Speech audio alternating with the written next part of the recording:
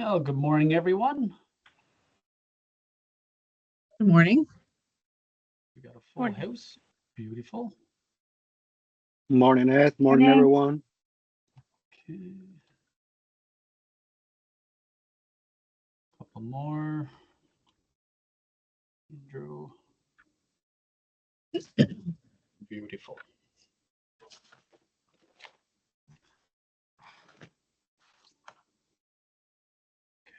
So.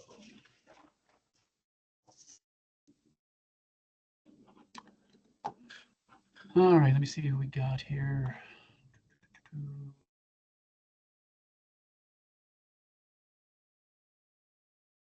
Good. Schmidt. Hey. Good to see. Good to see.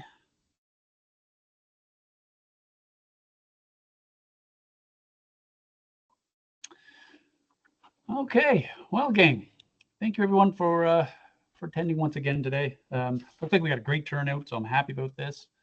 I think we got everybody's attention with our holiday invitation to Cafe Chianti, maybe. So either way, it's good news for everybody.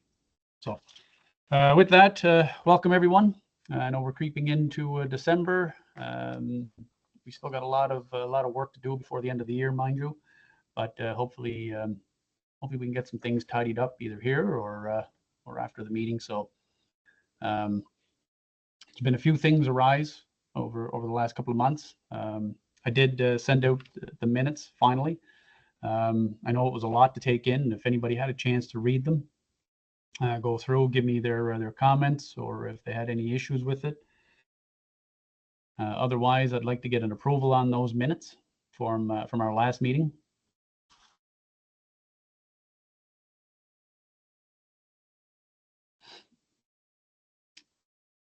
Approved. Who did I get to approve? It's me, Andrew. Andrew, thank you very much.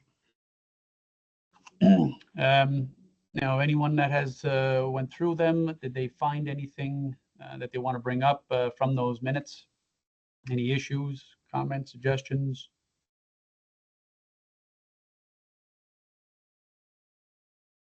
Hearing none. Okay, I'll move along. So I'll move along to our antitrust compliance statement.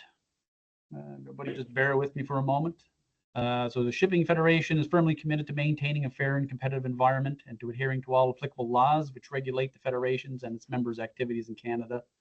These laws include the antitrust competition laws which Canada and many of the world's nations has adopted to preserve the free enterprise system, promote competition, and protect the public from monopolistic and other restrictive trade practices. The Federation's activities will be conducted in compliance with its antitrust and competition law program. With that, we can begin our meeting. So, does anybody have any pressing time that they want to be thrown to the top of the agenda, or is it everybody's okay right now? Last couple of meetings we've had some time crunches, so all right. Otherwise, Adam, if you don't mind, could I move to you to give us a Halifax Port Authority report? Yeah, thanks, Ed. I don't have much to add this morning. It's just been a continued month of following cruise season, so that includes a lot of off-season cruise and cruise season follow-ups and planning ahead of next season. So the numbers will be coming in and released here soon, what final passenger counts were. We do have a little continued congestion at terminals following the Montreal strike. So we're still waiting for some of that cargo that was offloaded here in Halifax to be transshipped up to Montreal. CN's still working away and PSA together to try to chip away at that cargo and get back to a normal operating position. But we're still managing to take vessels in and move cargo by rail as well. Last thing I'll mention is we do have our security drill, our annual security drill coming up on Thursday, of which many are playing internal partners as well as external here in the port. So that'll be run on Thursday, and there's some information starting to be released on that already, which is a lead up to Thursday, which is actual live drill day. So I don't have much to add other than that, Ed. So for our security day, we got any congestion, anything holding up in the port? What's our scenario there? Is there any issues with traffic? No. It's just our annual security drill. So it's all simulated exercise, but there are live players on the water. We try to get as many players involved as possible because it's an annual requirement from Transport Canada to have some form of drill completed at your terminal. So it's a good opportunity for us to test where we are from an emergency management perspective and to add as many players as we can in, but absolutely no impact to, regular vessel coming and going. Oh, perfect. Okay. Yeah. We're good. All right. Anybody have anything for the port that they'd like to add?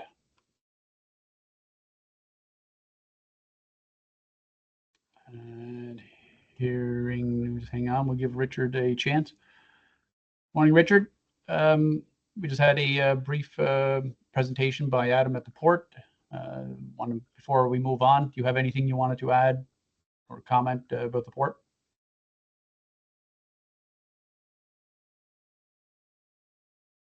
And hearing silence. Sounds like you're all good, Adam. Did you get no camera? I'm back and forth. This window's creating havoc for me, so I'm going back and forth between two. Yeah, no, I like that one. And if Looks your good. camera shows the loss of hair, if that's what you're pointing at there, No. save those comments, Ed. Oh, we will. Like they see at the rink. No worries. No, all good. Thank you. Okay, moving along. Richard, do I see Richard here? Richard McNeil? No. Okay, so no CN report this week, I guess, or this month. Report is a no. All right, well, Sean, I guess it's up to you. It's always up to me, Ed. That's the way I like it.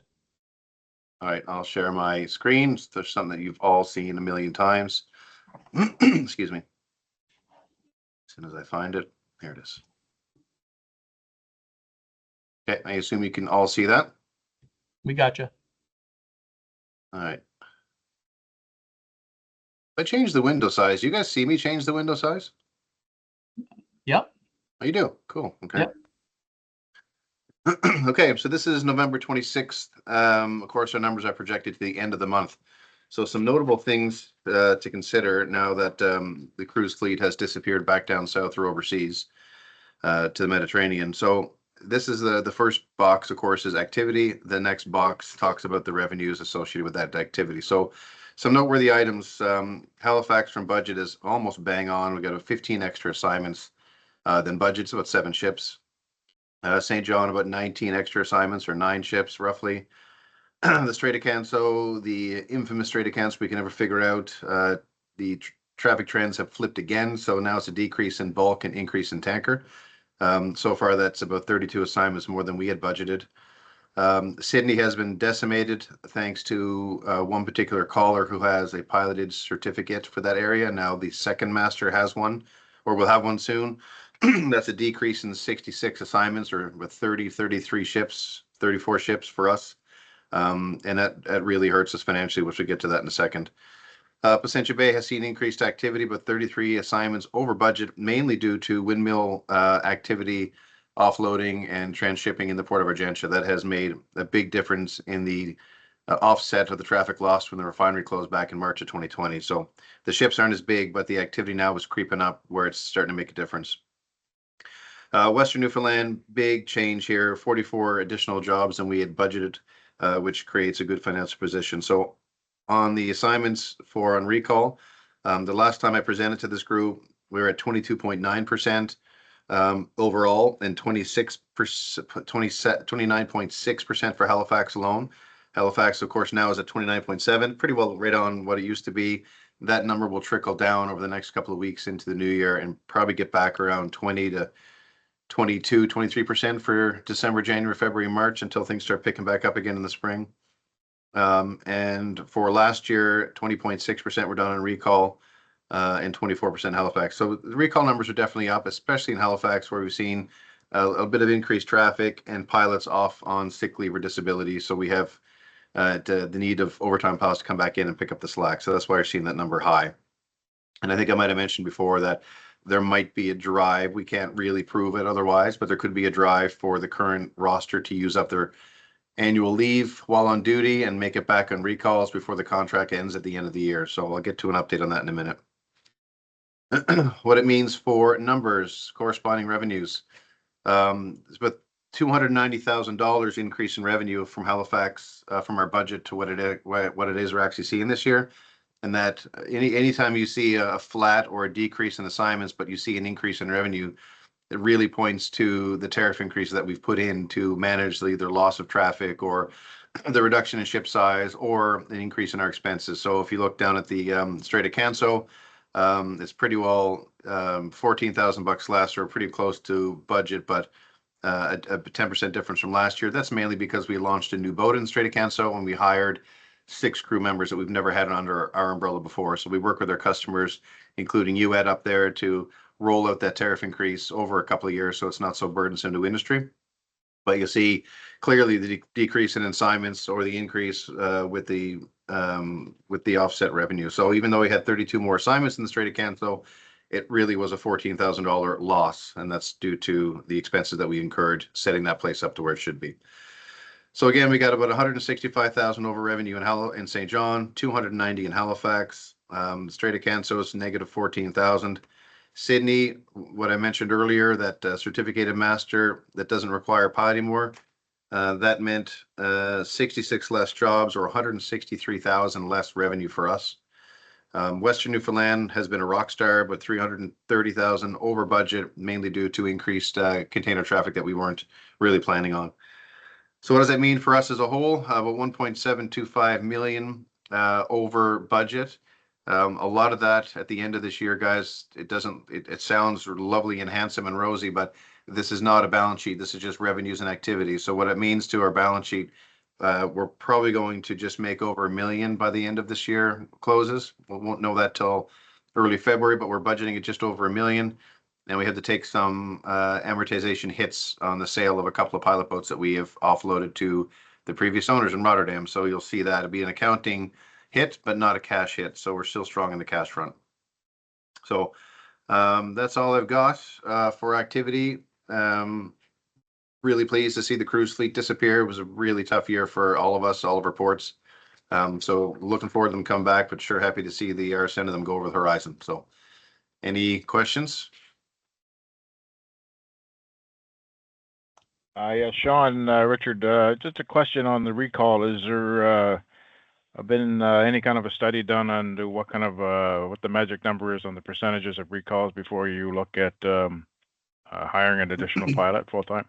Excellent question, Richard. That is one of our biggest KPIs and triggers for pilot strength that's reviewed twice a year. The ideal number is actually not ideal anymore as the industry evolves and changes and relies less on the need for overtime pilots, but the traditional number is about 20%. And if we snuck into the 23 to 25%, that usually meant we needed to hire another pilot. So you see that 29, almost 30% recalls. We're clearly understaffed if you look at all things being equal. But if you take away the mass exodus of people's vacation time before the end of this contract year, or you take into account the loss of pilots on sick leave or disability, that number really should be about 24, 25%, not 30. Even still, we're behind. So we have a couple of false starts on apprentice pilots. So we're about 2 to 3 pilots behind right now under the current model. Those numbers should not be that high. That help? Yes, sir. Thank you. No problem at all. Anybody else with some questions for the pilots? Hearing nothing, Sean. Okay, then I'll give a brief update then, Ed, if you don't mind, if you please do. Let me indulge a little bit. The Halifax pilot negotiations, I can't remember the actual update I gave back in October. One of the biggest risks and concerns we had, of course, was on December 31st, could the pilots resign or retire from the APA if there's no contract in place and essentially walk off? We got legal opinions from our own lawyer and from the minister's office that says they can indeed do that, and there's not a damn thing we can do about it. Now, that being said, we did have some really strong assurances during our first round of negotiations with the Halifax pilots.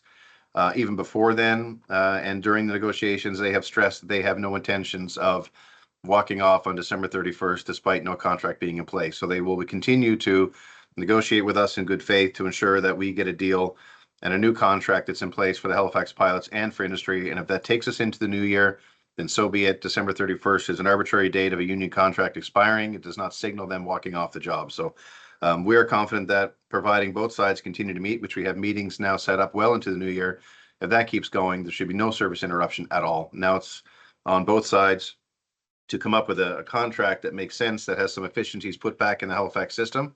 I just hope we can get there, and it'll take a struggle, but both sides are doing really well in negotiating and open to new ideas. So that's really, really positive. Scary times. It is, but I mean, I must admit, it's getting less scary now that we've thrown some ideas out there that are completely different from the norm that you guys are aware of how pilots are dispatched in Halifax today. They haven't slammed the door on them. They're opening to see what they look like. They want to map them out. They're open to trials and whatever else. Like, the discussion is all good and positive right now. We are going back on Tuesday with our counter proposal for the second round of negotiations, with potentially new operating models built in that, and see what kind of reception we get from it. But it's hard to say. Like, I mean, there's risk on both sides. Like, we have a new operating model in mind, but we can't map it out because it doesn't exist. We can only do it on paper, and we can't actually live it live. And we can't run a parallel to the current system without a ton of risk to service as well. So it's a bit of risk on both sides, but we've recognized there's got to be a better way to do pilotage operations in Halifax than it's been done in the past. And if both sides are open to looking at that, that's something pretty big, in my opinion. So we're nowhere near agreement on a time or money or operating model at all, guys, but the door is open, the discussions are happening, and they're all positive and collaborative so far. So that's all I can ask for. Oh, that does make a lot of sense, but I mean, it's still, I know. Sean, just on Richard's question there. So going forward, I'm assuming, but you correct me here.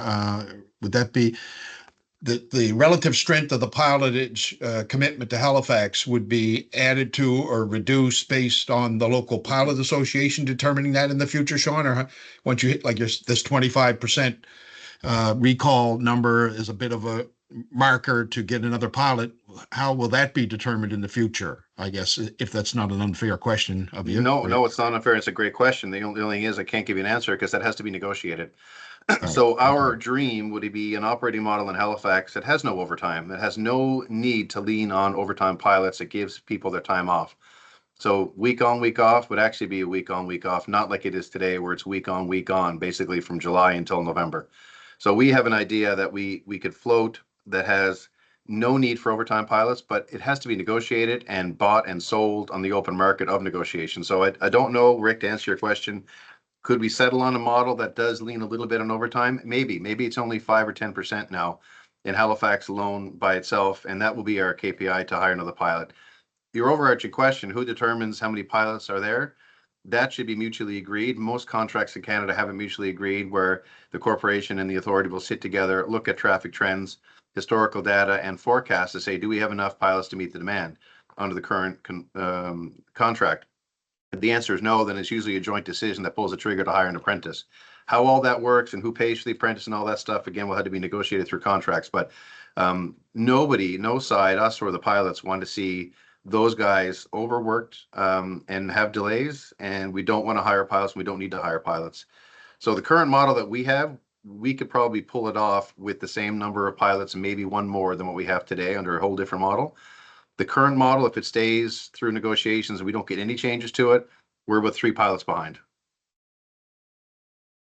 So hope that answers your question, but the long and the short is every decision to hire pilots or determine strength or whatever else will have to be in negotiated terms of that contract. That's the tricky part of it all.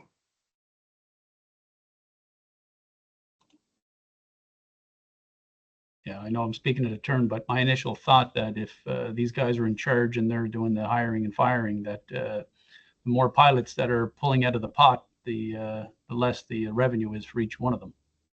So I think there's going to be a little bit of a push to try to reduce numbers instead of trying to help the industry. Yeah, and So I know don't think sorry, I don't think there's any appetite for that corporation to reduce any numbers or even stay where they are. I think they still need to have another pilot or two added because no matter what the model looks like, we could do it with what we have for 12, but if one of them books off sick, the model falls apart. So there has to be some resilience built into it as well.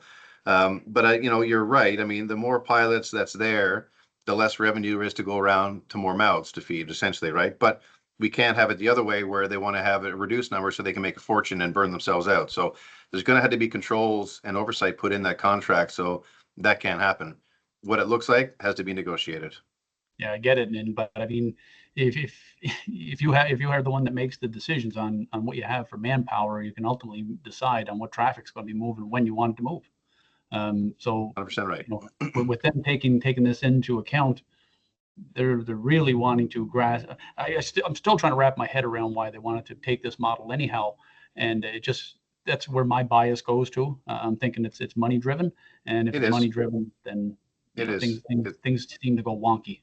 It's very money driven. The other authorities contracts are a little different because they have 10 times the assignment volumes we have in Halifax. So it's not outrageous to think that the corporation would get 85% of the take. So our pilot tariff goes out for 10 grand, 8,500 would go to the corporation. They do whatever they want with it. It's all black magic after that. We can't work that way. We only have 3,000 assignments, 3,400 assignments in Halifax tops through the year. And X amount of revenues. We still got to pay for boats. We still got to pay for offices, transit, travel, training, all that stuff's going to be paid for. They can't have 85% of the tariff like it is everywhere else. So all that stuff has to be negotiated. But, I think I do feel, guys, we can come to an agreement where the pilots will have a little more ownership. There'll be a little more money, not much impact financially to industry, but a whole lot more efficiencies. That's the whole win-win we're trying to focus on here. And I'll end up by saying this. Pilotage Act, which is the only piece of legislation that governs how the four authorities work, has given no tools to the four authorities to execute their mandate. All the tools and the stick relies on the license holders in Canada. We don't have a fair fight in this at all. We're coming in with one hand tied behind our backs because legislation is built that way, and it never got changed back in 2017, despite our dire request to have it changed. They didn't look at it. So we're doing the best we can with one hand tied behind our backs, if that makes any sense to you.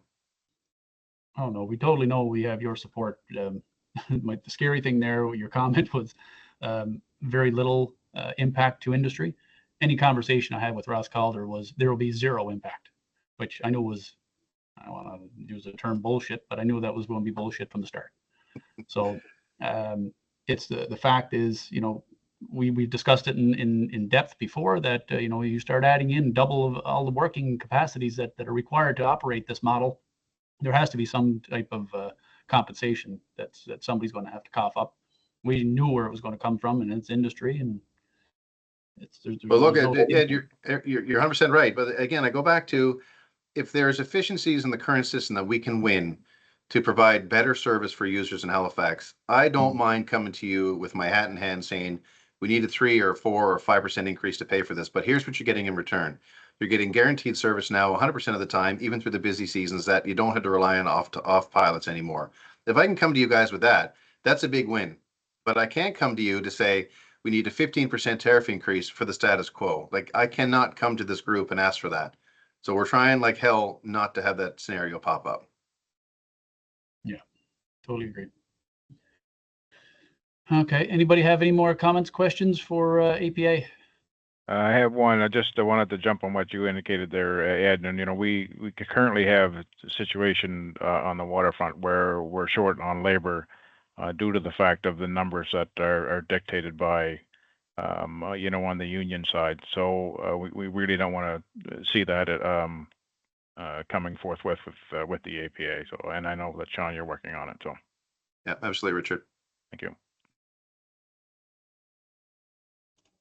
No, we fully support you, Sean, and I know and really appreciate your transparency on every step of this.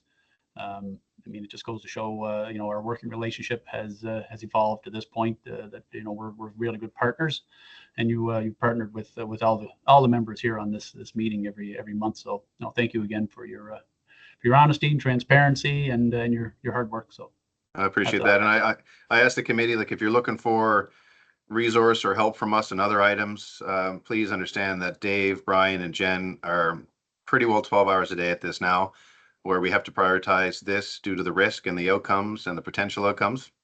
So we don't get back to you on a ship docking at a berth or what can we do about this weather situation. That's why we're not ignoring you. Just give us some patience while we map out the next of this until the holidays. We take a break and we go back at negotiating the first or second week of January. But I can't explain to you how much work and effort this is in order to get a fair deal for industry and also keep engagement and happy pilots as well that are well compensated. There's a balance to be had, and I think we can get it. It's just both sides got to want it bad enough. Okay, So before I let thanks for you your go, support, Ed. I appreciate that. no, listen, but before I let you go, you talk about balance, and you did bring up Sydney. I don't like I Sydney. know this is not the forum, but we don't have any issues at this point. We have to look at.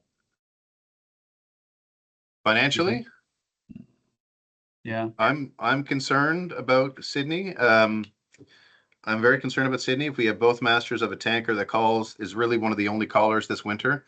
We're already, what did I say, 160 some $1,000 off budget, 163. We get a full year behind our belts in 2025 with both masters certificated. All I can hope for, Ed, is that no one else asked for it. Because again, the legislation doesn't allow us to restrict or limit certificates in a port that's financially unstable. We're having the same conversation with the CEO of the Port of Corner Brook because the same ship goes there and they want to get certificates, which means drastic increases for everybody else. So we're not done with it yet. I am concerned about it, but it's not catastrophic just yet, but it's on our radar. We're watching very carefully. And we might need some help from the minister's office if this gets a little out of control, because it doesn't make any sense where the remaining callers need a 25% increase because of domestic fleet cut certificates. This is the whole problem with the legislation. There's no protections in there for the rest of industry. Okay. So anyway, Nope. it's on our lap. So just know that we got it. We're very concerned about it. Okay. No, I like it, and it's something that we'll keep in our back pocket as well. And first chance we get to pull that card, we'll be in front of somebody. We'll be sure to pull it out. Thank you. Appreciate that. Might need your help on that. Yep. Okay. Nobody else has anything for Sean? Rick Edwards must have something. He's down there in the bottom corner of my screen, not saying a word. I'm so tired of hearing your voice, Sean. I just wanted to move on. I'm tired of hearing my voice too, Rick. Okay, well, tell us how you really feel. And with that, Rick, would you like to take Carlos, over? when do you take over? Can you just show Rick the door? I mean, he's a lame duck now anyway, Carlos. Just take it over for him, send him out the door, will you? I will patiently, but I will just. We promise we won't treat you like One of my plans, of course, is to go out the door and to break every bridge that I ever created in the industry. So I'm starting off right with you, Sean, right off the bat. Yeah. Burn Challenge every accepted. bridge. Burn every bridge, I say. Yeah, it used to be down with the causeway. No, now it's burn every bridge on the way out. I like it. Okay, Rick, you have a report? Yeah, for us, just or are quick, you passing just quick. the report? Yeah, nothing much on our end at all, Ed, here. The fleet, we've been moving a couple of tugs around, but we've continued to keep our 5 tug strength here. Frankly, we had a couple of days there. We had we used 6 tugs, which is outside of our requirements and commitment to the port. But as a good faith operator, we had the extra tug here and we wanted to keep the port moving. So we can't make that commitment all the time, but when we do have the resources here, we'll throw it at the work and keep the port moving. So, but nothing short of that right now, Ed. Yeah, that's it for me. Unless there's a question or two. My colleague Carlos has been starting to take on some of the role here and responsibility, so you'll be hearing more from him over time as well. Well, you must have lots of patience, so I'm glad to hear. Okay. Anybody have any comments, questions for tugs? No, hearing that. I think you're okay, Rick. So thank you very much. Customs Committee report. Karen, I know we had a meeting, I think, in between our last go around and this. If you're able to offer anything. Yeah, nothing too concrete. I'm trying to think back to that committee meeting. Yeah, we focused on CARM, and the transition of all of the carrier codes to the new CARM program, which we knew nothing about. But we've had some good meetings with the CARM people in Ottawa. They understand that this wasn't rolled out the way it should have been.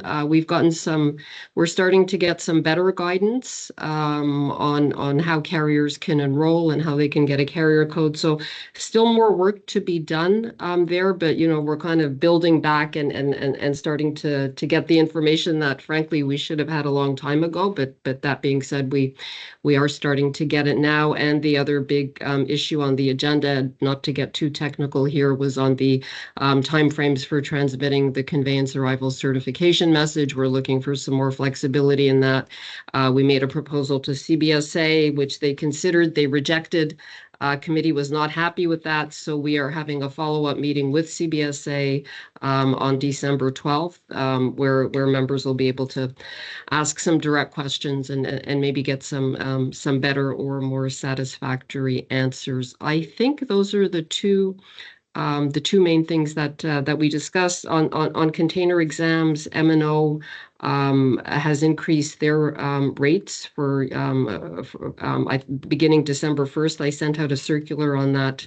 I think it was last week. We're still looking forward to the opening of the new exam facility at the Port of Halifax. Understand that hopefully will be sometime in spring, and I think I heard that the port is going to be putting out an RFP for a new operator. It either has happened or will happen shortly. So hopefully we'll see some movement on that next year. Okay. Well, thank you very much. And that did cover, I think, your last meeting from the minutes that I read on it. Yeah. Yeah. No. So thank you very much. Anybody have anything customs related? The questions for Karen? I'm not sure if it's for Karen or for you, Ed, but I just wanted to kind of follow up on something that we've seen over the last couple of days on the inward and outward clearances timelines. Yeah, so we ran into a bit of an odd duck, I want to call it. The way we've always operated up until now seemed to be that vessels coming in, of course, you enter your inward A6 with your documents for vessels arriving into Canadian waters. Once a vessel comes alongside, and it's always been the rule that, and I think it's a regulation that you have to do it as soon as possible after arrival.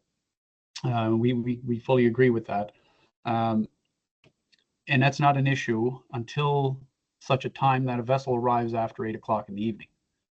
There seems to be there's a new issue with 2000 being the closing hours for the office and CBSA, and any work that we want processed after that, any paperwork we want processed after that is going to fall on the following day. So it goes against everything that we've ever worked with up until now, including one of the an outward A6. If we have a vessel that's sailing after 8 o'clock, and you want to present an outward A6, you're going to be waiting until the following morning, even if the vessel's sailing during the night. And according to anything we've learned, we've been given authorization to allow the vessel to depart from Canadian port. I'm left shaking on that. I still don't agree. It's nerve-wracking to think that we're going to leave it up to that suggestion, but I think we have to have something more solid than what we found out. Andrew? Yeah, Ed, for our process, because we have ships coming and going all hours of the night. So usually in the last, since they instituted the 2000 cutoff, we submit the paperwork in advance for departure. So if it's, sometimes it's an estimate. So we have to, if it's going to sail at 2300, we're hoping it does, but if it goes later, then the next morning, usually I send a revised clearance with the overnight date. But it hasn't been an issue so far. Just last night, actually, I had one that was submitted for 25th, but then it had sailed after midnight. So this morning, I've submitted a new one for 26th. and it's no issue. And usually we actually submit the outward when we submit the inward as well, just as a matter of procedure and efficiency. And we have had no issue yet from customs with it. Yeah, my concern though, Andrew, is let's say a vessel comes in at 2100, and it's going to sail at 3 o'clock in the morning. By rights, we've all, I think the regulation is that you don't, well, depending on who you speak to, I guess, you're not supposed to submit your inward documents until the vessel is alongside. You're not supposed to have the vessel cleared or submit your outward unless the vessel has been fully inspected and cleared inward and everything else. So that's where I have an issue sending documentation after 8 o'clock, and nobody's going to look at it till the following morning. Mm-hmm. Yeah, it seems like in practice they don't follow any of that because I regularly submit inwards before the ship arrives at the dock. Yes. And and the outward even. I just send it all at once usually, and they don't. Mostly we're dealing with Jamie, and she sends it back without issue, right? Yeah. So it's funny. It's all about the interpretation, as with all these, or the individual border services agents, right? Yeah. No, it's funny because I ran into it last night. One scenario we had, we sent in the arrival documents, of course, prior to the ship coming in, which has been kind of the normal since we went electronic with everything. When it was paper copies, if you showed up at customs office, they would slap you in the face until you get out the door because you're not processing the paperwork until the vessel is in, because they don't have the ability to inspect the vessel. So we bypass that. We send in the documentation prior to arrival, and that's acceptable. But going outbound, I submitted the documentation shortly after 8 o'clock, and we had no response. We resubmitted it prior to midnight. No response. We resubmitted it after midnight, followed with a telephone call. And I got the superintendent on the line. And his basic suggestion was, the vessel's free to depart. Don't worry. If you send it in after 8 o'clock, Halifax is basically the catch-all, and we can just accept the documentation at any time, and allowing the vessel to sail in the morning. Listen, I appreciate it, but it worries me that there could be some fallback, some pushback at a later time, just because it's not the way we've always done it. And although I'm uncomfortable, the system works, but I'm just a little uncomfortable with it. But we don't have any other option. Karen? Yeah, I'm just wondering, maybe it would be helpful to get something in writing from CBSA, from the local people in Halifax, just kind of, just so that we have it on paper. This is what we've been told. This is the procedure for ships arriving after 8 o'clock. And then if any issue arises in terms of penalties or whatever, we've got at least something to fall back on. Mm-hmm. Yeah, it might be best off. Leave it with me, and I'll follow up with Eric, and we'll come up with something, and we'll send something to you, Ed. Great. Yeah, thank you. And Teresa, just for the record, it was Jason that I was speaking with last night, and that was the indication. Yeah, it was his indication that everything is fine. Generally, there's no issues, of course, but it's just the way we've always understood it. And of course, we've been around, we've seen so many changes over the years, but the way we've always understood it was that the officers would not process the paperwork unless the vessel was in port. If we wait till the vessel's in port, it's going to be after hours, and then it becomes an issue. If CBSA or if they're okay with us sending it in prior to arrival, we have no issue whatsoever. And to me, I don't see any issue with that paperwork being submitted because, listen, nothing's going to change unless we're going to do a crew change. If somebody ends up having to sign off after the, let's say, a medical emergency, well, of course we'd send in and somebody would be advised of it somehow, or we can call the superintendent, because apparently the superintendent gets the phone calls after hours. Yeah, there'll always be a superintendent on call. Yeah, so no, for sure, I'll follow up on that, and I'll get back to you. I totally understand where you're coming from. I'm sure. I know we're saying it's okay, and I'm sure it is okay, and we wouldn't be coming after you, but I understand why you would want something more than that. So Yeah, no, and it was the other thing was the master that had sailed. He was concerned, right? Because they're used to Right. going in and out of every port, and clearances are your only Yeah. way, your only key to getting out of that port. And in this case, he didn't have that key to give him to him, and it was a little bit of a concern. So, we talked with him, we explained it, and to our best ability. But it was the first time that I had run into it myself. So, Understood. yeah. Thank you, Richard, for bringing that up. Yeah, no problem. Thank you. Anybody else have any comments, questions, customs related issues? Okay, Nathan? Yeah, just a quick one. Maybe I'm a little late to the ball game. I wasn't part of the meeting last month, but maybe it was discussed. I apologize if it was. But we this year I noticed I was in terms of the Newfoundland region. We for cruise ships in particular. I noticed that it doesn't seem to be clear across the board on what customs expects or who they expect to see on first port of arrival cruise call in Newfoundland.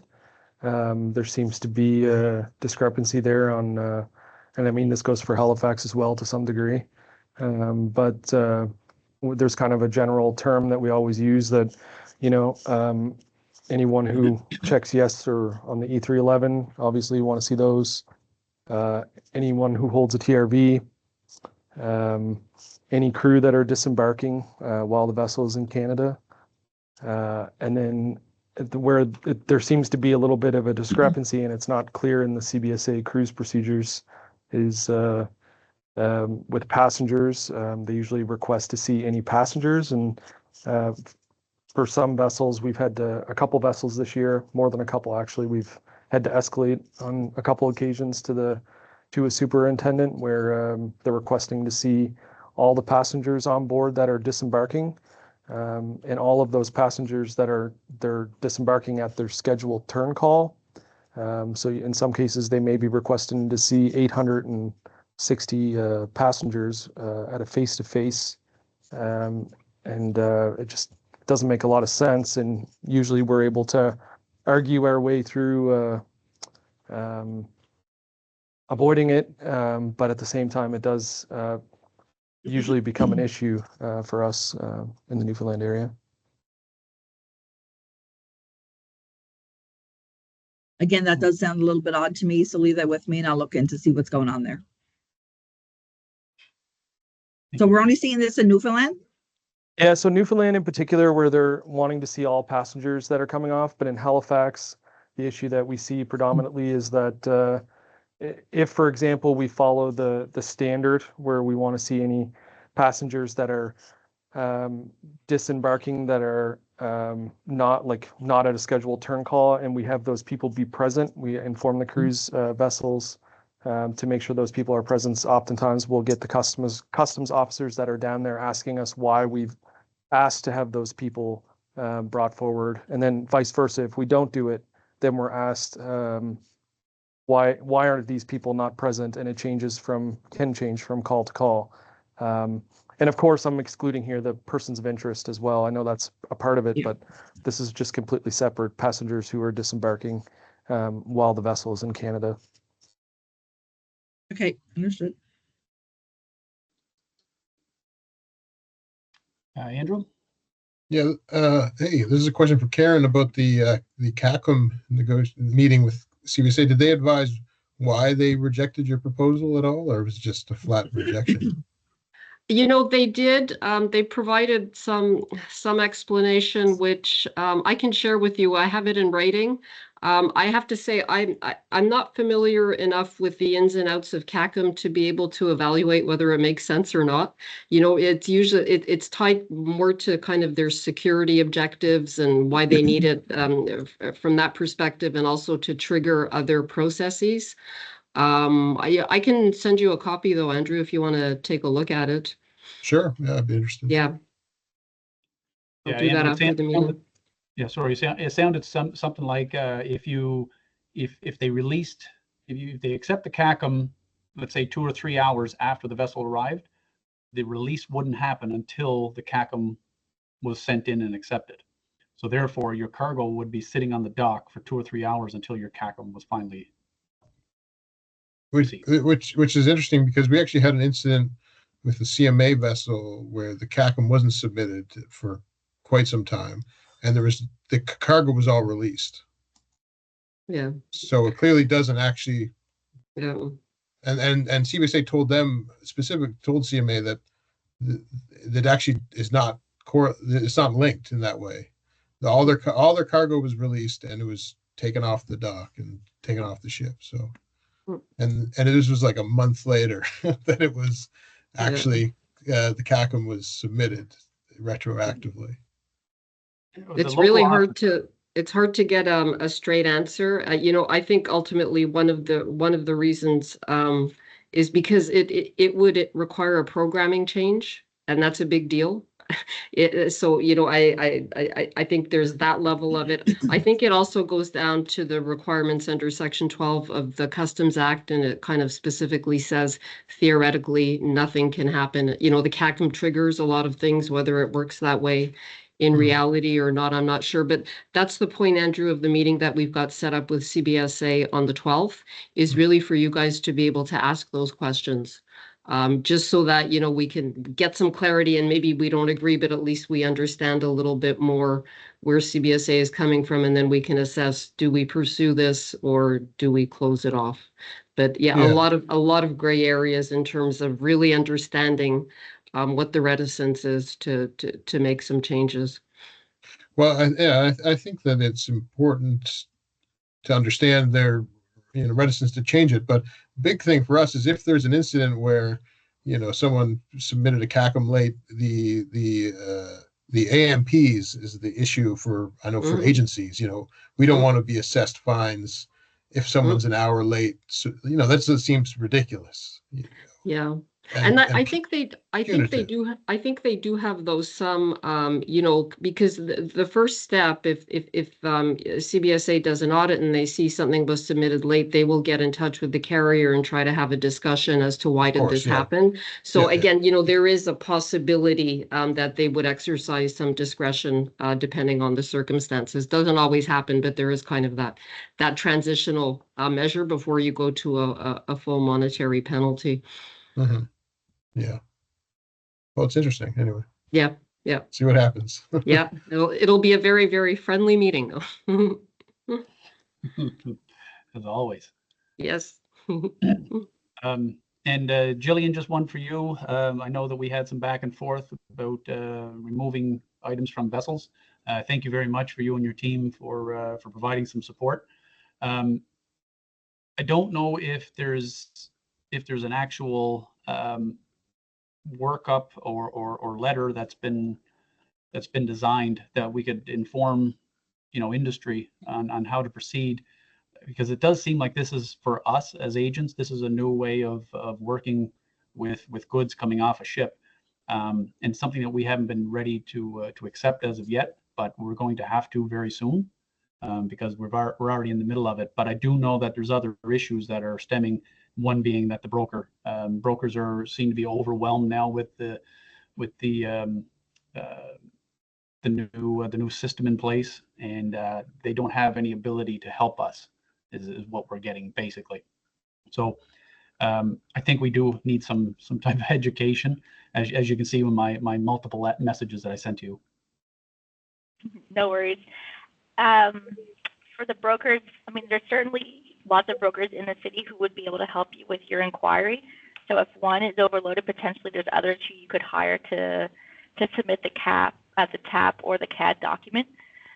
We are looking to work with everyone here in the Halifax area, at least from our commercial long room, that we will extend the use of those paper E29B documents until January 31st, as we do recognize that there hasn't been, a concrete answer provided for the ships agents and for the brokers in CARM.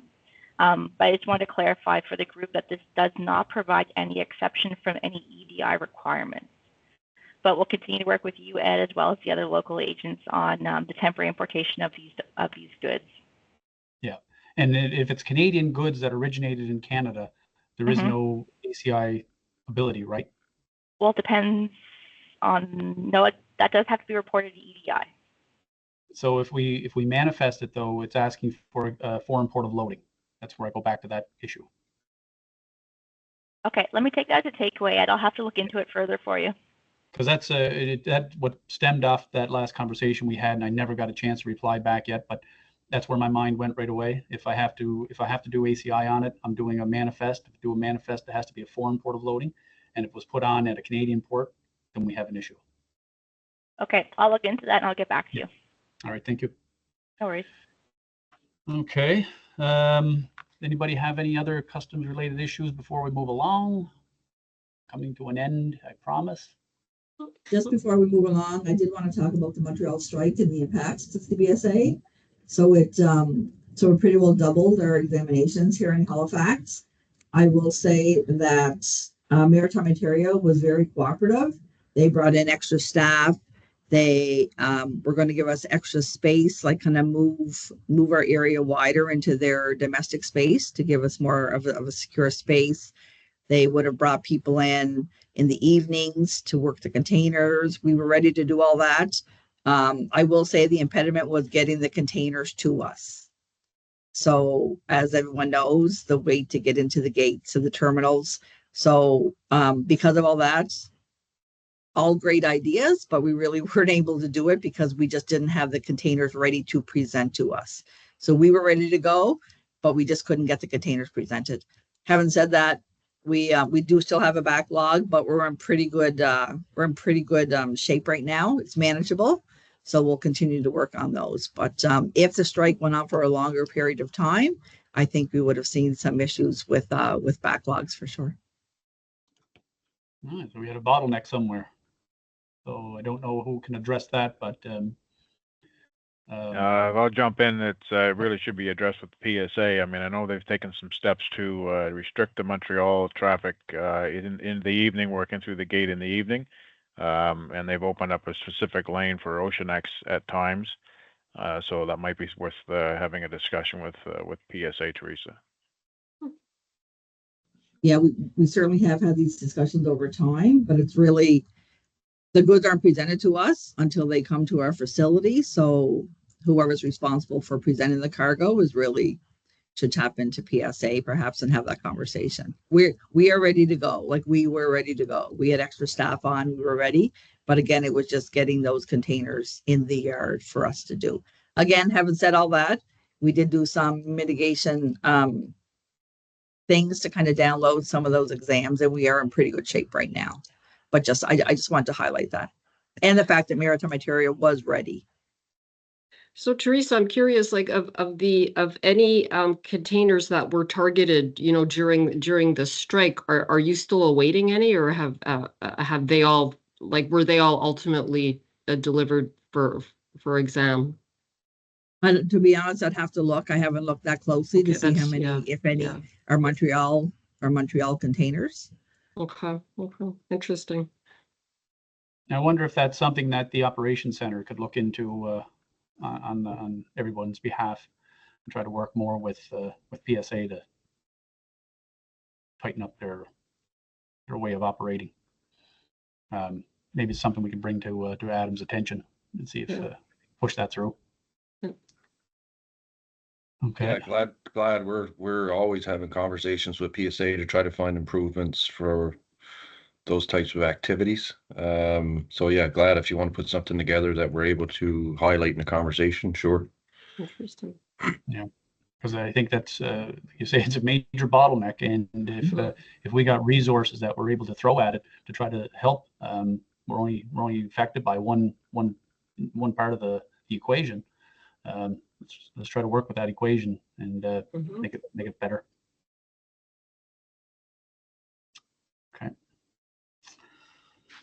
Okay. Nothing else from anyone so far? Okay, we move along then. Any other business? Anybody have anything that they want to get off their chest before we take off here? I know everybody's patiently waiting to head to Cafe Chianti, right? So we are holding our holiday fest, just so that everybody's aware. If anybody on this meeting hasn't gotten an invite, please let me know.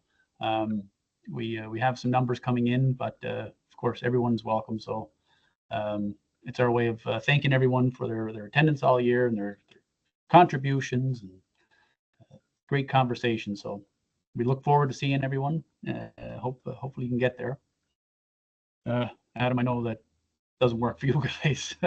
Just so happens that we throw it on the same day you have your organization hosting an event as well. Yeah, apologies in advance. Poor timing on our part, I guess, but that's apologies. No, we understand. Maybe we just Yeah, have a second.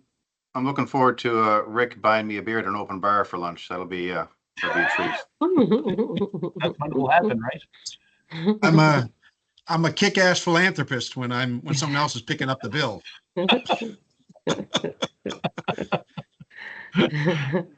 Ed, just on a quick note, I guess the season's coming up and everything, but on behalf of, I think I can say this, my colleagues on the call here, you do a great job, Ed. I don't know. I know the shipping fed pays you countless tens of thousands of dollars for all the legwork you do week in and week out, but you're trying to keep us on track. You're doing an excellent job, and sometimes we're not as quick to applaud as we are to criticize. And you're doing a great job on our behalf. So I just want to acknowledge your work for sure. Thank you once again, Rick. And I guess your annual survey must be coming up for Atlantic Towing. I'll be sure to reply. I fear I'm too transparent for my own good. We've known each other too long. No, thanks again, Rick. I really appreciate the kind words. And you're right. It is a bit of work, but I'm more than happy to do it. Long as we have you guys showing up month after month and working with me to try to keep the conversation going. Because I mean, that's all it's about. If we don't have a conversation in here, it's a total waste of time. And but I think we do a lot of good work, and I mean it's what we're here to help. So no, I'm glad to do it and happy to be part. So thanks, guys. Good on you, Ed. Good on you. So yeah, if we have nothing else, I'm hearing silence. We'll break off then, and we'll have our next monthly meeting. We'll wait till after Christmas, and we'll go into January. So January 28th. It's a Tuesday, Sean. I'm back to stick with Tuesdays. And Thank you. Make that happen. So we'll keep on that. If anybody has any issues, concerns, please bring them up, guys. I'll throw them in the agenda because I mean we're always looking for new items. If anybody has something of concern, it's better to be brought up here than to try to sweep it by on your own. Because as you see, we got a lot of professional faces on board here, and they're all good tools to use. So with that, thank you, everyone. Meeting's adjourned, and hope to see you on, I don't even know what date it is. I forget what date I put it on. Anyway, we'll see you at the holiday event. And like I said, if you don't have an invite, please let me know. Right? Because, Right. yeah. Thanks, Ed. Like Thanks, I said, everyone. Take care. Thank you. Thanks, Thank Ed. you, Bye. everyone. Bye. Thank you. Thanks. Guys. Goodbye.